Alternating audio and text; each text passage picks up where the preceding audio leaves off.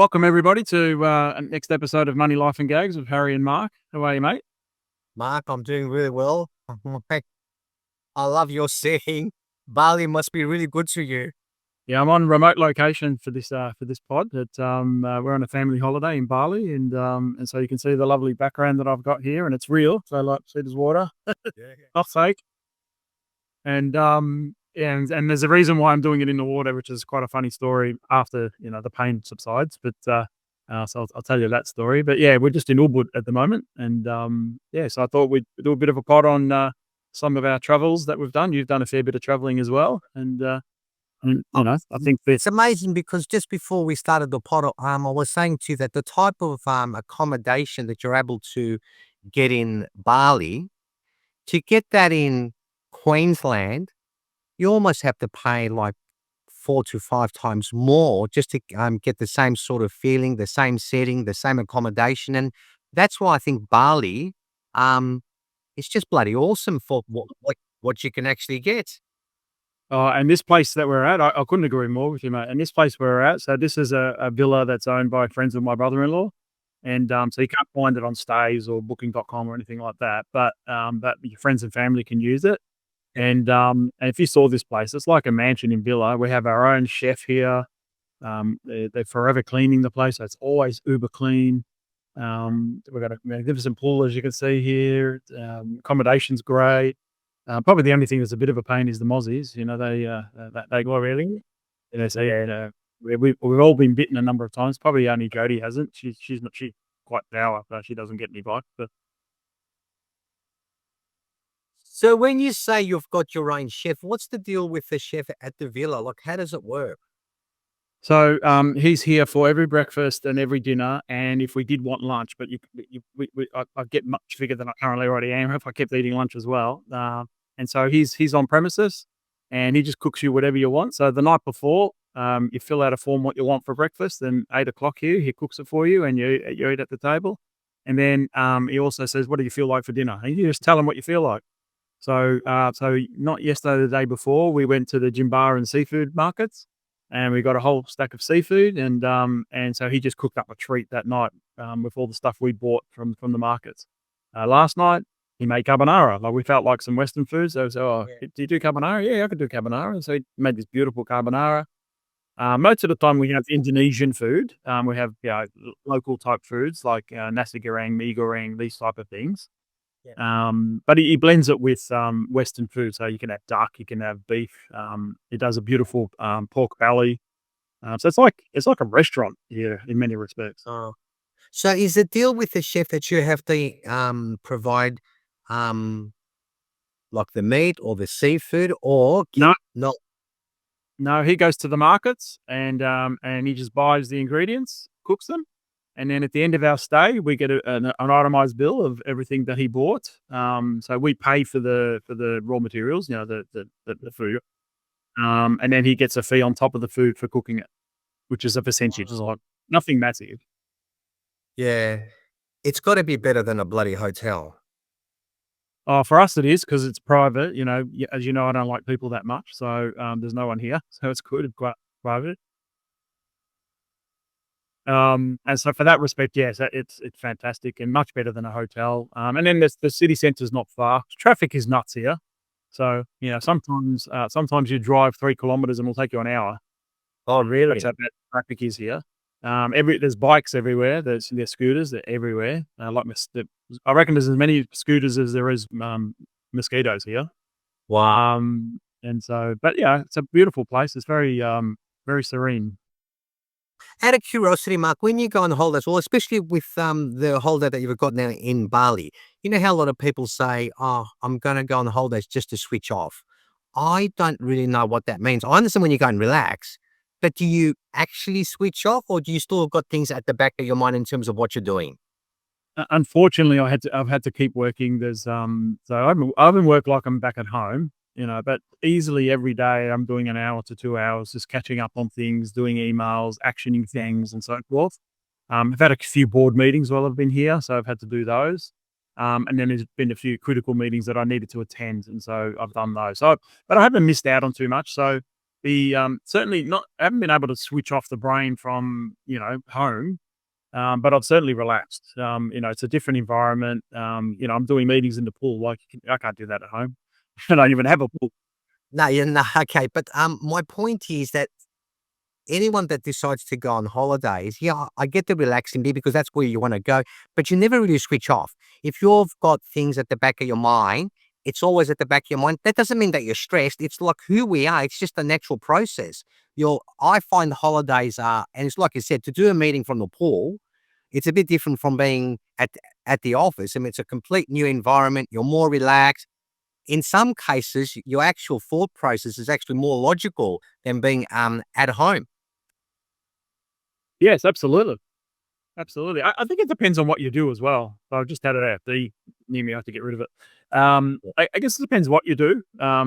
Because like there's some people that just go to work and they switch off when they get home anyway, because they just clock in, clock out, and away you go, right? But in our world, we're watching financial markets, we're looking 24 constantly. Yeah. So so it is, yeah. It's certainly, I'm not complaining. It's vastly better than being at home and working, a full day. I'm certainly not doing that. Mm. Okay. Yeah, Yeah. but I highly recommend Ubud. Yeah. As you know, also we went to Canggu for 5 nights as well as part of our trip here. Wasn't a big fan of Canggu. I didn't enjoy that. I found it more concretey jungle type place as compared to here. There's a lot more trees and it's more peaceful. And but the people are fantastic wherever you go. I can't complain about the people, but as far as what you do and what you can do around here, yeah, no. And there's a lot of Aussies at Bali, eh? And there's a lot of Aussies at Bali. It's funny. We were here last year, and it was around July, and there was a heap of Aussies here. This year, we haven't come across too many. It's actually quite. There's not as many tourists this time. I don't know if that's an economic thing or a time of year thing because we're in April this time as compared to July last year. But what we saw in Canggu was a lot of Russians. So there's a lot of Russians in Bali, at the moment. But not we haven't seen that many Australians. Funny enough. Okay. And your kids are loving Bali? Yes, yeah, they're having a ball. There's a I don't know if you're familiar with the term warangs. Are you familiar with that or don't? No. So warang is like most restaurants here, you have to pay a tax, a government tax. Think of it like a GST, but they call them their own things over here. So there's a service tax and a government tax, but warangs are exempt from it, and what they are is they're locally run by the locals in the town that you're in, and they're like little restaurants, but they got a very limited menu. You might have only 6 to 10 items on the menu, and they generally live on that premises, and only like 8 to 10 people can sit at any given time in the place. And it's really old school, and it's just open. Cars are driving past, bikes are driving past while you eat at these things. But the food is sensational. Oh, yeah. So my son, he just likes to go on his own because I'm sure he's ordering things he shouldn't be ordering. But he just goes over. There's one directly across the road from our villa. He just goes over there on his own, orders this thing, and he comes back with a big smile on his face. And Yeah. so we do that. There's lots of massage places around here. So yeah, all of our little charges and you get a massage for $10, like Aussie $10, and that's an hour's massage. And they're wood, like they're not, they're just as good as anyone in Australia, but they're very cheap. And so the kids are doing a lot of that. We went on. This is how I got, so people how I hurt myself. Like, let's go through some disclosures. What in the hell did you get up to? So my son, it's actually his birthday today. Oh, happy Uh, birthday. Yeah, he's not here, but yes, I'll let him know. But he, as part of his birthday treat, he and I went on ATVs. I don't know if you know what ATVs are, but they're all-terrain vehicles. And Yeah. so I thought, "Oh, what could go wrong? That's pretty cool." I watched the videos; looks good. Anyway, this one that we went on, he had no trouble. He was riding fine. We went solo. There was no tandems, and but I struggled to the hilt trying to manage this quad bike, which is what an ATV is. And so I've accelerated when I shouldn't, and I've gone up a bank, and this thing's gone flying, and I've gone flying the other way, and I've landed on my back in the middle of the track, and so I've got cuts and abrasions everywhere, hurt my back. So that's part of the reason why I'm doing this in the pool is it's easier for my back. And he was fine. He's just, but it's not for me. I'll be never doing that again. It was just, I found it very narrow, and the acceleration was like, it was all knee jerky and stuff, bro. I couldn't control it, and so you got to stay in your lane sometimes, and that's not my lane doing that stuff. So, lesson learned. Tell me, if you were in Melbourne and you had a quad bike, would you jump on it prior to you having an accident in Bali? Yeah, I would, but I wouldn't. Yeah, I would, but in Melbourne, like in Australia, in Melbourne, you'd be doing it in an open field. Where in Bali, we're doing it in these almost mudslides, and they're very narrow. So like any deviation, and you go up the bank, So like, and they're not power steering these things. They're not the easiest thing. Really hard, yeah. Yeah, so I struggled big time, and I think in the first 5 minutes, I rammed the lead driver who was the guide. I didn't stop in time, and I just rammed him. So he's looking back. I said, "What the hell's going on there?" Like bloody Aussies. Yeah, and then I flipped it. So this quad got flipped, and I got flown. They got it back up. I tried for another minute, and then he looks back to me and he goes, "Do you want to just come on the back with me?" I said, "Yeah." So we just parked it on the side, left it there, and I hopped on the back of the tour guide. You have But even then, I didn't enjoy it. I don't like it. Yeah, look, you really have to be careful where one wants to be courageous overseas. I I haven't had an accident, but I don't know. I use my common sense now, Mark. I'll give you an example. When I was in Europe a couple of years ago, and I was in Europe for 4 months, and my mate who permanently lives there, I went there with a car with a whole heap of laundry because I had to get my clothes to a laundromat, right? And he said to me, and it was really hard parking your car in the middle of the city. It's just hard, right? Especially for an Aussie, especially when they drive on the wrong side of the road or we drive on the wrong side of the road. And he said to me, look, you know how to ride a motorbike because I used to have one at home. I used to have a Vespa. I used to have a 250cc. And he goes to me, don't bother with the car. Just jump on my motorbike. And I go, well, how am I going to hold the bloody the laundry? He goes, just hold it in your left hand. So look, it made sense to me. Like it made sense to me. I said, well, I can ride a bike. So I've got on the motorbike. Mark, I've literally gone 50 meters down the road. I go, what the hell am I doing? Like, this is just not for me. So I turned back and I gave the motorbike back. These are the sort of things that you have to do when you're overseas because we tend to be more courageous. Look, we're overseas, we're excited, we want to try a new thing. But if you cop it, like what you've done, it can spoil your holiday too if you're not careful. Oh, absolutely. And it spoiled my last few days. Like I was bedridden for the first day when I got hurt because just getting up, like I felt like I was 95 rather than 55. Yeah, but now I'm getting better. But sitting in a chair for too long, it starts to seize up on me. And so ending up and in the water, there's no pressure. So it's fantastic. Yeah, it's easy. Okay, I take water all day, no problem. So if one hasn't been to Bali, give me a list of 3 or 4 things as to why they should come to Bali. Okay. I would certainly come for the hospitality. The people are so friendly, so warm, so welcoming. Yeah, just lovely. And so, the culture of the place I love. Like here, I haven't seen one element of crime.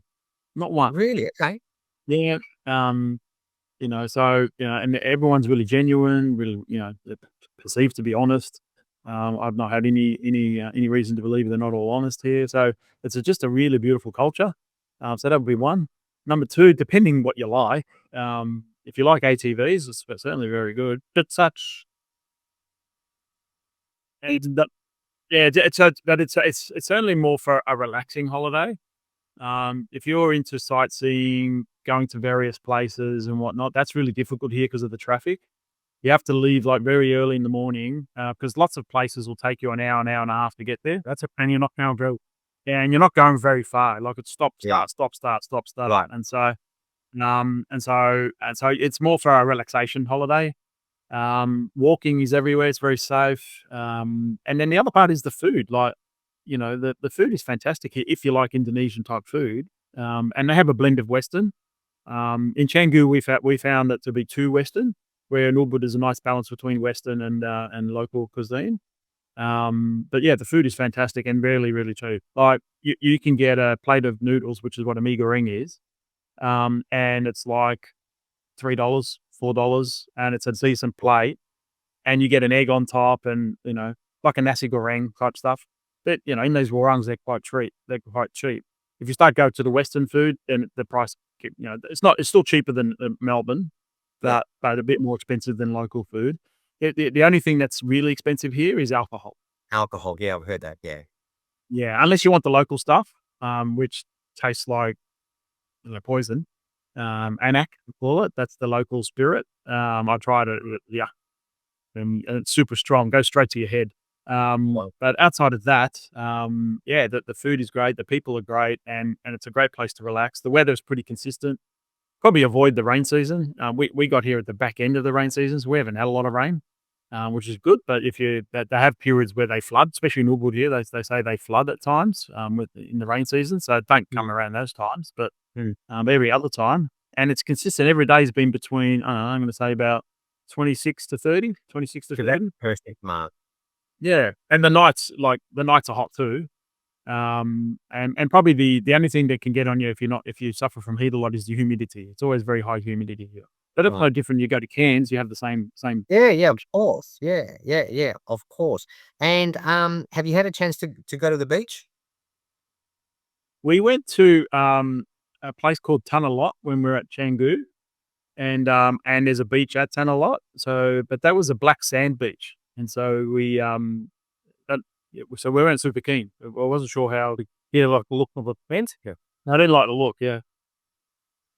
No, like the only beach we went to, and Tanalot has a temple where they got all food outlets, and you eat on top of the mountain, you watch the sunset, and Yeah, that would and be you amazing. sunset over the temple. That was really cool.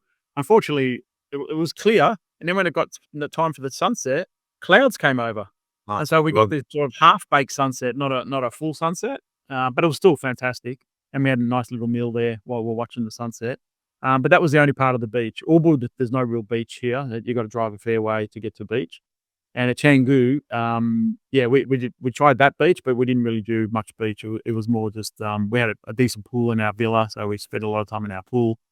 Yeah, just relaxing and enjoying the local culture. well, you're obviously impressed because I think you mentioned to me you've booked it for next year again. We have, yes, yeah, we're coming back next year. See, that tells me that you're really enjoying it. Yeah, we love it here. Yeah, no, absolutely love it here. This is our second time, and as much as I say, "Oh, let's go to different places," every time we think about it, "Oh, let's go back to Albwood." And, Yeah, yeah. everyone's different. It just depends what you like. Do you like you go to Europe a lot, yeah? No, I do. I've been to Bali a couple of times. I enjoy the relaxation. I think what you pay in Bali compared to what you pay in Australia. I mean, Australia's it's a joke. I mean, Australia's really expensive. They've got similar sort of accommodation in Australia, the resorts, the Airbnbs, the villas, all that sort of stuff. But I can tell you from what you've showed me with your villa where you're staying, to get that in Queensland, you're paying upwards of $1,200 to $1,500 per night. Yeah, So that's it's a fraction. really difficult. Yeah, It's that's a fraction of really the good. deal. Yeah, yeah, that's where it gets really difficult. So I struggle to travel in Australia because of cost. I mean, you want to jump on an airplane and go to Sydney for a weekend, it's going to cost you a couple of grand. I know. Everything's expensive in Australia. If you want to drive, maybe you'll save some money that way, but the wear and tear on your car costs you. Oh mate, 12 hours in the car, you for real? Yeah, yeah. So, and Bali's a nice segue. So it's a 5 to 6 hour flight, so it's not super long. Yeah. As compared to going to Europe or the States. But yeah, different experiences, that kind of comparing. But yeah, for value for money, yeah, it's fantastic. Yeah. So why aren't you game enough? I know you booked it for next year. Why not say to Jody and to your kids, let's try something different next year? Is it because you don't want to risk it, thinking that it may not be as good as Uber? No, Because I do. we did, yeah, we did discuss it. So we've been thinking, do we go to Singapore? Do we go to Malaysia? You know, do we go anywhere else? But then when you're here, you just love it. And so because we just love it while we're here, stuff it. Let's just come back here. Because you'll go, it's warm. Yeah, and we've got to know all the staff. So, my daughter plays with the staff, the manager, the villa manager. He has daughters here. So they've started playing together now and building that friendship group up. And so, yeah, so just to build that continuity and the known, like there's no risk for us coming here. We know what we're going to get and we love it. And so we I'm not saying we're going to do that every year, but for the moment, yeah, that's all for next year. That's what we've chosen to do. So what differences do you see between the Balinese people and the Aussies? Can you see any differences? Because every culture is different. Yeah, yeah. Look, it's. I'm not saying Australia's not warm because I think Australians are warm. Compared to other countries, you go to Europe and they're not as warm in some countries. Um, yeah. Mm. But I think the biggest contrast, as you know, in Melbourne, we suffer from crime a lot, home invasions. Yes, it's not the safest place to be at the minute. Where here is nothing. Like you hardly even see any police around. And it must be because they're local laws. Like if you do something, you I don't know, Quite it's a strict. penalty. I'm not really sure what it's like here, what the law is here, but it's got to be a severe deterrent why everyone is just so honest here. And so that's really refreshing. It's no one here is watching TV, so not influenced by Western stuff. They're quite a religious group. Yeah.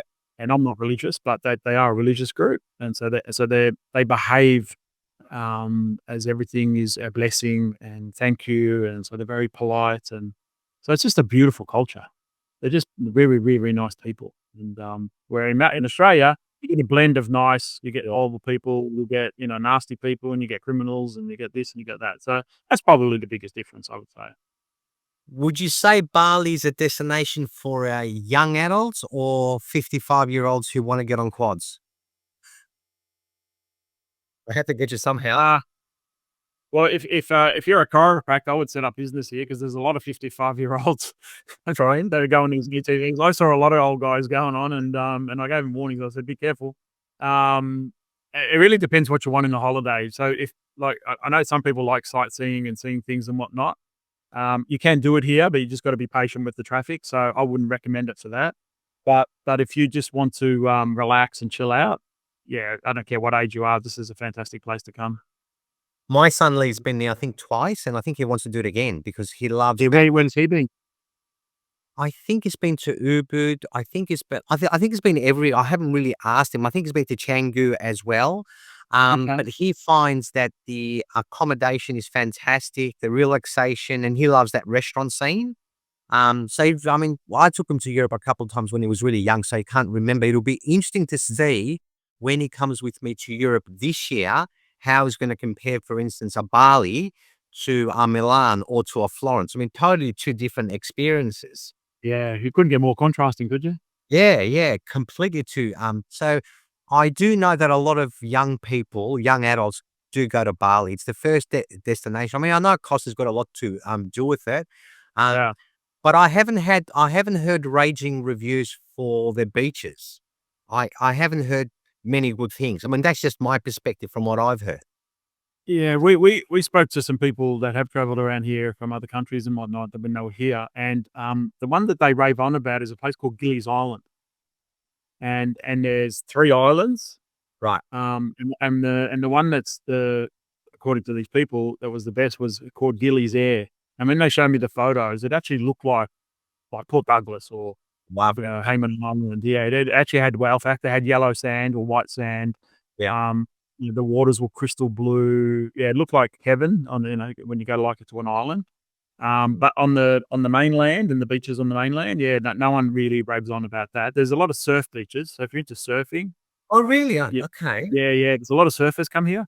Not to Ubud, to Canggu and all that region, Seminyak and Ligian and stuff. Yeah, that area is all about, yeah, if you wanna go surfing. Even when we went to Tanalock, there was people surfing there, we could see them surfing, because there's lots of rocks and, those types of beaches.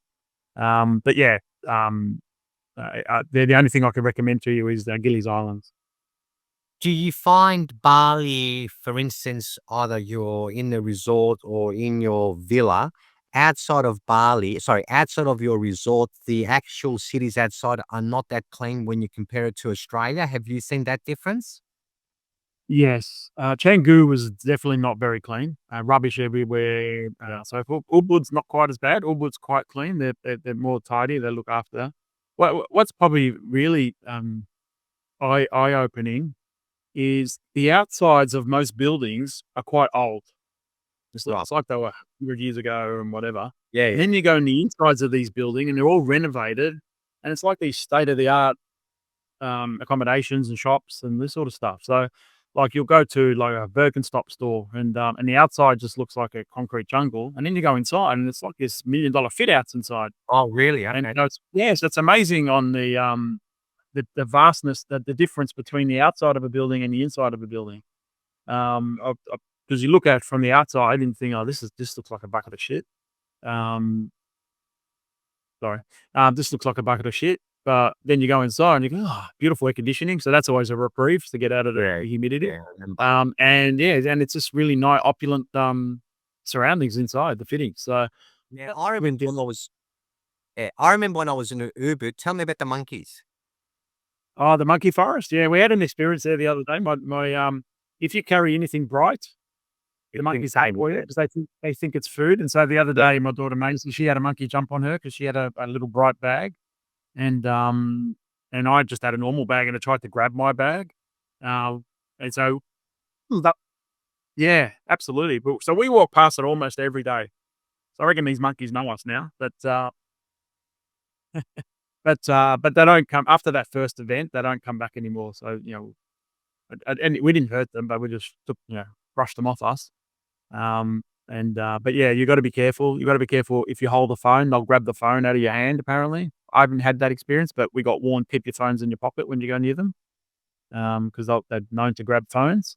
They'll take your hat, so be careful with your hat. They'll rip your hat off your head. And if you're eating, they'll try and take it out of your mouth. Oh, really, Mark? Yeah, yeah, and they carry a lot of diseases apparently, so you got to be careful you don't get bitten by them, or scratched by them because you can catch something. But outside of that, they're funny. Without being crude, you can get lots of photos of a male and a female doing the deed in the monkeys. They're doing erotic kind of view. Yeah, Oh, wow. yeah. Yeah. My daughter didn't really know what they were doing, and she sent the photo of these 2 monkeys going at it to her friends in Melbourne, Wow. and we didn't realize, and then we saw the photo. "What are you doing, mate?" He said,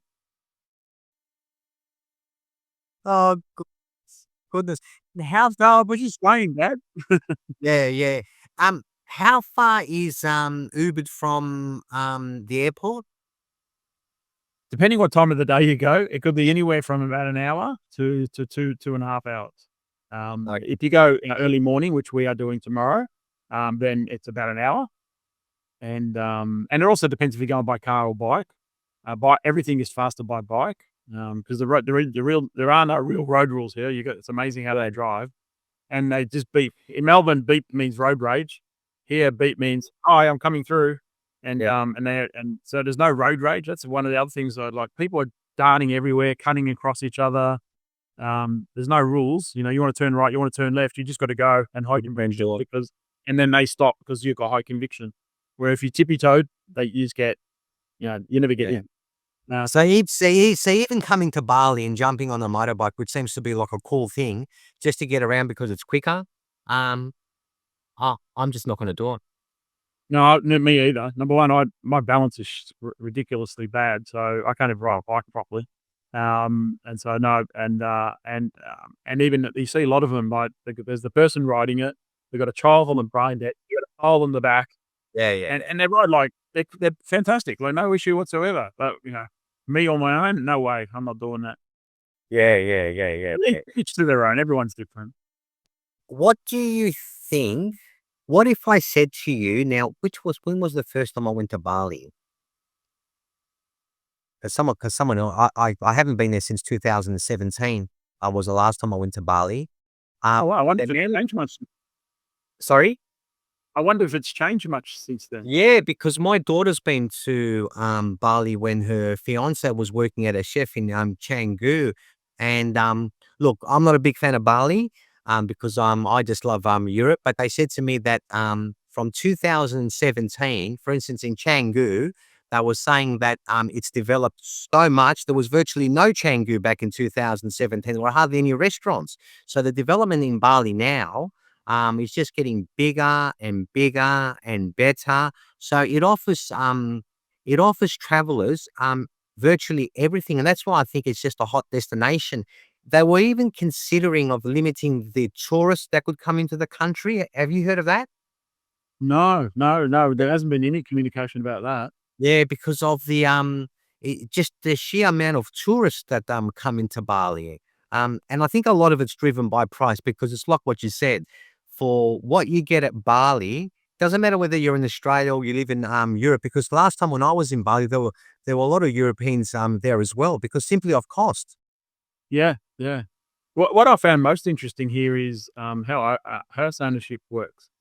So so if you wanted to own a villa yourself, right? And you can own a villa here, but you can't actually own it. It's a leasehold that you do. Leapfrogs. Yeah, and so the place we're at, for example, and many others around here, an Australian or an American, whoever, they'll lease the land from a local who owns that land, and they'll lease it for 30 years, or 15 years, depending what tenure you want, and then you cover the cost of building the place. And I have no idea what it would cost to build here. I haven't spent any time worrying about that, but Mm, it's certainly going to be cheaper than building in Australia because I mm, don't think you can find anything more expensive than Australia to build. mm. Um, and then at the end of the leasehold period, you can renew again and pay another fee for a period of time, or you walk away and the landowner ends up owning everything you built.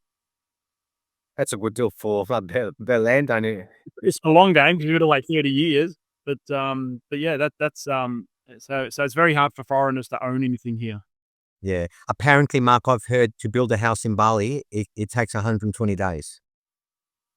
I wouldn't be surprised because, you go to China 4 months, and practically. build things quick. Yeah. And Yeah. don't worry about scaffolding. There's no scaffolding here. It's amazing, isn't it? Yeah, they don't do anything of that nature. It's Yeah. they got their legs dangling on the edge of something while they take their breaks, and then they get up and they start working again. So yeah, it's a very different like OH&S. I don't even know they have any policy whatsoever here. OH. Yeah, completely different culture. But it's fast, it's cheap, it's efficient, and it's well built. Like the things are good. They're not Yeah. like crap quality or anything. Yeah, yeah. And just out of curiosity, when you travel, do you have to be close to a hospital? Nah, Do you ever wherever you go, do you see, if where the hospital is? nah, never done that. Yeah. Ah. No, never done that. Yeah. Probably should. After Might be a great idea. your episode, I think it's gonna be a bloody, great idea. Hey, it's probably something I should consider in the future, but no, it's not something we ever even contemplated. For us, it was more about food. Where's the food? Yeah, yeah. Well, food's a really important part of your holiday because if the food's crap, you're not gonna well, with me, if the food's crap, I'm not gonna enjoy my holiday. I couldn't give a rip where I am because I'm such a foodie. Yeah, no, I agree. I agree. We love food as well. Thankfully, as I said, we've got a chef here, and so we just put our orders in. He That could decide to actually deal with the chef. I've never done by him. brilliant. Yeah, I don't know if it's common everywhere, but in this villa, it comes with a chef. So our breakfast is included in the rate that we pay. And then you can do lunch or dinner here if you want. We haven't done any lunches because we have big breakfast and then have dinner. So Yeah, we generally it's too skip lunch or just go to the warung that I spoke about before. Yeah. And then the night before he says, "What do you feel like for dinner?" And we've had traditional Indonesian meals, and he does like 4 or 5 plates for dinner that you share. It's all sharing meals, and then he gives you a dessert. And some of the local there's this thing in Australia you would call them coconut balls, Oh, but they're absolute to die for over here. But yeah, it's and so we've had every night we've had these fantastic cooked meals that are just delicious, and then you just have a drink and go to bed. And, if we find ourselves going to bed earlier here than we would do at home because there's no TV, there's no stimulation. You can sit on your phone a bit, but that's not you don't want to spend too much yeah, yeah, time doing it. yeah. Are you aware also that, this, hybrid model, people working from home? Are you aware that people, are living in other countries for a short period of time and actually working? Yes, I've heard of that, and they get caught. They've been caught a few times because they change their backgrounds, and then the background blurs, and you can see things like mine at the back. Yeah. Yeah, I've heard of some people get caught because they haven't disclosed it. Like, if you're working from home, it doesn't matter where you are really. But some employers don't feel comfortable, sometimes for security reasons, for, sharing of files online and that sort of stuff. Flies coming all over the place here at the moment. Yeah. But yeah, I haven't seen too many people do that here, but I wouldn't know, because we're in a sort of private villa. Um, you could get caught. I think they've even done commercials on it. Really? Yeah, I think they've done commercials where, my phone's ringing and they put different backgrounds in and whatever and say, "Hi, how you going?" and making out they're working where they're really just at the beach. Yeah. You've seen commercials like that? Yeah. Nah, look, I think this hybrid model is just crap. Anyway, I mean, I think if any, It's changing. I think it's slowly reverting back. It has to start with government. Governments have to make it mandatory that everyone goes back to the office, and then, the rest of them will follow suit after that. I know you're in Bali, and I don't want to talk about politics because I'm just not. Well, we've got an election coming up, mate. Yeah, no, but let's not talk about politics. But apparently Peter Dutton doesn't agree with the hybrid model, and he was leading in the polls. And the minute And that, now yeah, yeah. Think about what I've just told you. People are just bloody lazy. They always want the easy way out, and there's a serious issue now that he may actually lose um, the election. I mean, because of what he said. I don't know if he's going to backtrack, but it's a big issue now. we might have to. You might have to. Yeah, yeah. So even I know it's not just the Aussies. I think just as people, if we find the easy way out, that's the part that we're going to sort of like walk to. I think we're all guilty of Yeah, that. by nature. I'm definitely guilty of that. Yeah, but I don't think you take advantage of the situation. I mean, there's some people that work from home that, really do good things, and productivity is just as good, if not better, if they were in the office. But Mark, I mean, I'm guessing now, but that will be a minority. The majority are going to get up, they're going to be in their pajamas, they're going to go for coffee, they're going to do their washing, they're going to do their cooking, I mean, all that sort of crap. The productivity is not going to be the same. But interesting how he may lose the election just because of the hybrid model. Yeah, silly boy too. He should have kept his mouth shut. Sometimes you can lose the unlosable election with stupid comments. You can have those policies after you won, but you don't have to do it before. If you think about it, what's the benefit of stating it? Do you think the majority of Australia is going to support that? Probably not. Yeah, true. Because Everyone still wants to see micro. yeah, yeah. And before we say goodbye to each other on a 1 minute take, you've had your eyes on the markets? I have, mate. I've been playing around a little bit, trying different strategies. I've loved the volatility in the market. For that part of it, I wish I was home so I could, because I'm not sitting here staring at screens like I would potentially at home. But yeah, it's been interesting. And all to do with your friend Trump. Yeah. I think some of our earlier calls has come home to roost. Where we said, Yeah. I reckon Treasury's trading here, and the headwigs are trading, and now it's all started to come out. Oh, this feels like it's insider trading. There's got to be a investigation into this and so forth. Yeah, what a mess, huh? I know it is a mess. Look, I think we've had the first leg down. It's popped up a little bit now. I hate to be a pessimist, but I think we've got another big leg to go down. But I mean, who knows? We just want to see. The problem is, even if it happens, it's at the moment it's just happening by news that comes out of the White House. And so they're manipulating markets at the moment. They're in the prime position to manipulate the market. And so who can say there could be another leg down? Because they'll just say something and there will be, right? So there could be 4 legs down, 5 legs down, because you just don't know. They say something. At the moment, he's retreating. So from his big, aggressive stance, he's now retreating. Now it's no tariffs on phones and electronics and notebooks and things like that. I lost my respect for him when he did that. I actually thought, here we go. Here's a bloke, right? That's going to bloody do it, right? No matter what the pain, he's going to do it out of principle. When he backed off a couple of days ago with the electronics and the phones and all that sort of stuff, I go, you chicken shit, really? Just when I've backed you 1,000%, you're bombing at me right now, really? But who? Yeah, if you think about it in trading terms, though, don't you reckon he just executed stop loss? Yeah, exactly. Yeah, exactly. Mad, exactly. Thank goodness we spoke about stop losses, eh? Because everyone could have been killed. Yeah, no matter. Even if you're traveling, you still got a stop loss. I know, exactly. Stop loss. Oh, mate. Well, Mark, mate, it was good to hear about your experiences in Bali. I'm sure a lot of people are going to look into Bali, and I think if you haven't been to Bali, I reckon you need to go. Yeah, I I agree. think I you I need to recommend. go. Yeah. Yeah, I And recommend. especially if you're an Aussie, it's only 5 or 6 hours away with the, aeroplane. It's not gonna cost you a fortune. Um, and bloody mate, like I said, Bali is like 60 to 70 to 80% cheaper than what Australia is, and you get the weather at the end of it as well. So, mate, it's all good.